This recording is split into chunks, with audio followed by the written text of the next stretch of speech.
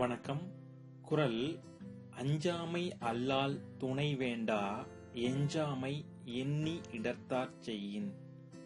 அஞ்சாமை பயம் இல்லாமை, அல்லால் அவ்வாறு இல்லாமல், துணை வேண்டா துணை வேண்டாம் துணை தேவையில்லை, எஞ்சாமை குறைவில்லாமல் எண்ணி சிந்தித்து இடத்தார் தகுந்த இடத்தில் செய்யின் செய்தல்.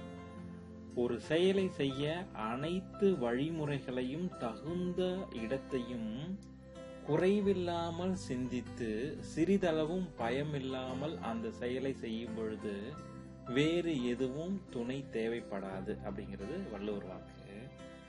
நம்ம ஒரு செயலை செய்யறோம்னு வச்சுங்களேன், அந்த செயலுக்கு சரியான இடம், தகுந்த இடம், அந்த செயலை செய்யறதுக்கான எல்லா தகுதியும் எல்லா வழிமுறைகளும் நமக்கு தெரிஞ்சிருக்கணும். அப்படி இருந்துச்சுன்னா அந்த செயலை செய்யறதுக்கு நமக்கு எந்த பயமும் இல்லாம துணிச்சலா செஞ்சோம்னா அந்த செயல் நிச்சயமா வெற்றியில தான் முடியும் அப்படிங்கிறது தான் வள்ளுவர் வாக்கு. மறுபடியும் குறளை பார்ப்போம். அஞ்சாமை அல்லால் துணை வேண்டா எஞ்சாமை எண்ணி இடத்தாற் செய்யின். நன்றி, வணக்கம்.